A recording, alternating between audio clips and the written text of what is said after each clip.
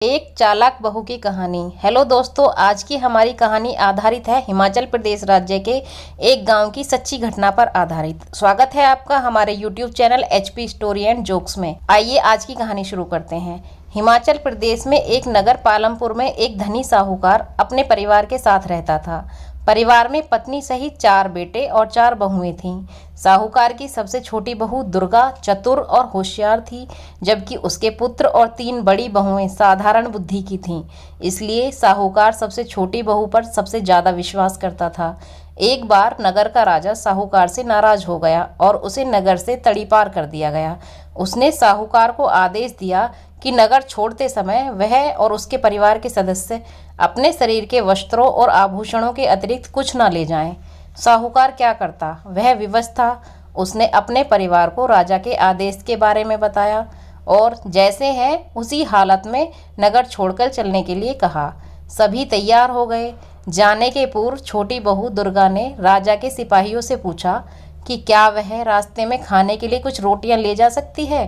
सिपाहियों ने मना नहीं किया। छोटी बहू ने आटा गूंथा और उसमें 4 बहुमूल्य माणिक्य छुपा दिए। उस आटे की रोटियां बनाई और उन्हें पोटली में बांध लिया। जब उनका परिवार नगर छोड़कर जाने लगा, तब सिपाहियों ने पोटली की तलाशी ली। उसमें रोटियां देखकर उन्होंने कुछ नहीं कहा। साहूकार और उसका परिवार नगर से निकल पड़े। दिन भर की लंबी यात्रा के बाद रात में वे एक नगर में पहुंचे। वहां विश्राम के लिए वे एक धर्मशाला में ठहरे। रात भर विश्राम करने के बाद जब वे उठे तो साहूकार ने सबसे कहा कि वे सभी अपने आभूषण दे दें, जिन्हें बेचकर वह खाने पीने की वस्तुएं और वस्त्रों की व्यवस्था कर लेगा। तब छोटी बहू दुर्गा ने उसे रोटियों में छुपाए माणिक्य में से एक माणिक्य देकर कहा, पिताजी, आपको आभूषण बेचने की आवश्यकता नहीं है। ये लीजिए माणिक्य, इसे बेचकर कुछ धन की व्यवस्था कर लीजिए। उस धन से रहने के लिए घर का बंदोबस्त हो जाएगा और खाने पीने की वस्तुएं भी मिल जाएंगी और साथ ही साथ आप व्यापार भी प्रारंभ कर सकेंगे। साहूकार ने माणिक्य ले लिया और उसे लेकर नगर के बाजार की ओर चल पड़ा। वहां उसने नगर के सबसे बड़े जौहरी के बारे में जानकारी प्राप्त की और उसके पास गया। उसके पास पहुंचकर उसने माणिक्य दिखाते हुए उसके एवज में धन देने का निवेदन दिया। बहुमूल्य माणिक्य देख उस जौहरी के मन में लोभ आ गया। वह माणिक्य हथियाने के बारे में सोचने लगा। उसने साहूकार से कहा, ये माणिक्य तो बहुत कीमती है, इसके लिए धन मुझे घर से मांगाना पड़ेगा। मैं अपने नौकर को घर भेजता हूँ, तब तक आप यहाँ आराम से बैठिए। और उसने साहूकार को एक कमरे में रखी कुर्सी पर बैठने को कहा, जो कच्चे सूत की बनी थी और उस पर एक गद्दा रखा हुआ था। उस कुर्सी के नीचे एक छेद था जो सीधे तहखाने में जाता था। साहूकार जैसे ही कुर्सी पर बैठा, कच्ची सूत टूट गई और साहूकार छेद से होते हुए तहखाने में जा गिरा। जौहरी ने फौरन तहखाने का छेद पत्थर से बंद कर दिया और उसके ऊपर पहले के सामान कुर्सी रख दी। फिर माणिक्य को तिजोरी में रख दिया। उधर धर्मशाला में सभी साहूकार की प्रतीक्षा करते करते थक गए, मगर वह लौटा नहीं। तब छोटी बहू दुर्गा ने अपने पति को दूसरा माणिक्य देकर कहा, जाओ बाजार जाकर पिताजी को ढूंढो। अगर मिल जाए तो इस माणिक्य को वापस ले आना, यदि ना मिले तो माणिक्य बेचकर खाने पीने का सामान और वस्त्र ले आना। उसका पति माणिक्य लेकर बाजार चला गया। वहां उसने अपने पिता की तरह ही सबसे बड़े जौहरी का पता लगाया। लोगों ने उसे उसी जौहरी के पास भेजा जिसने उसके पिता को कैद कर लिया था।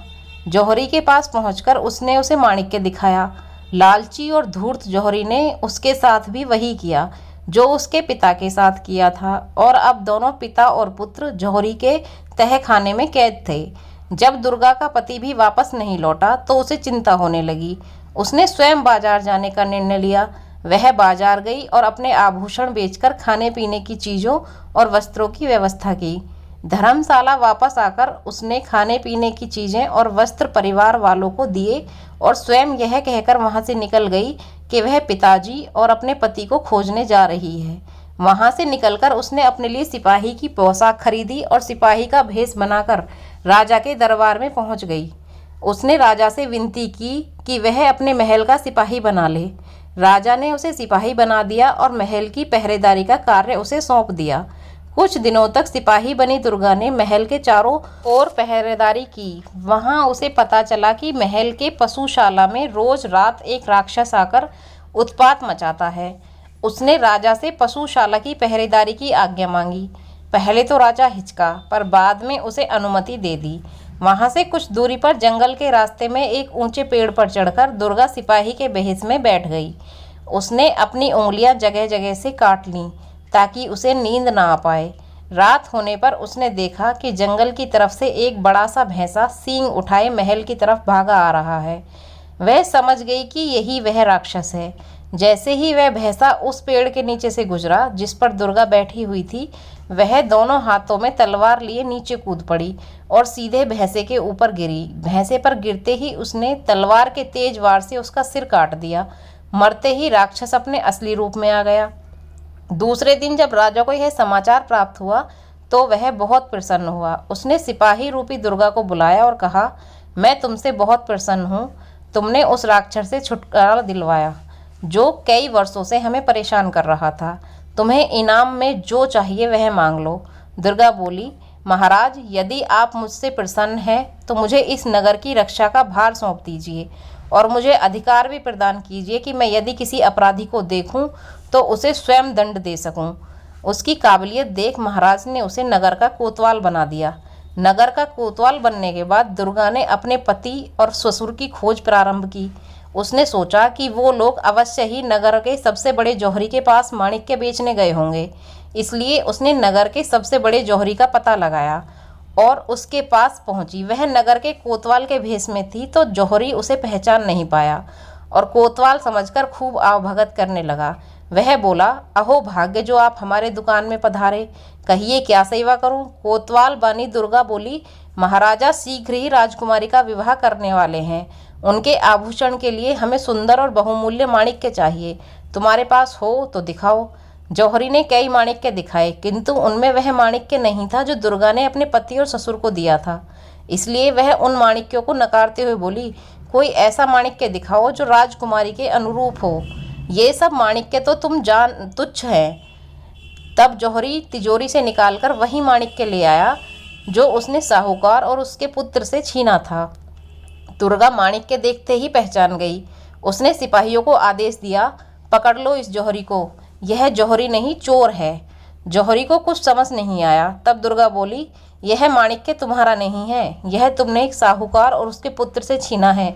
बताओ तुमने उन्हें कहाँ रखा है। जौहरी समझ गया कि कोतवाल को सब पता है। वह वहाँ से भागने लगा मगर सिपाहियों ने उसे पकड़ लिया। फिर दुर्गा ने पूरी दुकान की तलाशी ली। तब उसे उसी कुर्सी के नीचे पत्थर दिखाई पड़ा। पत्थर हटाने पर नीचे तहखाने में उसे अपने पिता और ससुर अधमरी हालत में मिले। उसे वहाँ से निकाला और तुरंत चिकित्सा उपलब्ध कराई। जौहरी को राजा के सामने प्रस्तुत किया गया। कोतवाल बनी दुर्गा ने राजा को सारी बात बताई। राजा ने साहूकार को कैद करवा दिया। कोतवाल की बुद्धिमत्ता को देख बहुत प्रसन्न था और उसका विवाह राजकुमारी से करना चाहता था। उसने यह प्रस्ताव कोतवाल बनी दुर्गा के सामने रखा तो दुर्गा ने उसे सारा किस्सा बताते हुए सिपाही का वेश हटाकर अपने वास्तविक रूप में आई और हाथ जोड़कर बोली, महाराज, मैं आपका प्रस्ताव स्वीकार नहीं कर सकती। मैंने ये सारा स्वांग अपने पति और ससुर का पता लगाने के लिए किया था। मुझे क्षमा करें। राजा दुर्गा की बुद्धिमत्ता और बहादुरी देखकर चकित भी था और प्रसन्न भी। उसने दुर्गा को क्षमा कर दिया और उनके परिवार को अपने नगर में बसने की अनुमति दी। साथ ही साथ उनको नया व्यापार आरंभ करने में भी हर संभव सहायता की। आज की कहानी कैसी लगी कमेंट बॉक्स में ज़रूर बताएं और सब्सक्राइब ज़रूर करें। और अगर आपको हमारी कहानी अच्छी लगी हो तो बेल आइकन दबाना ना भूलें। Thank you for watching this video.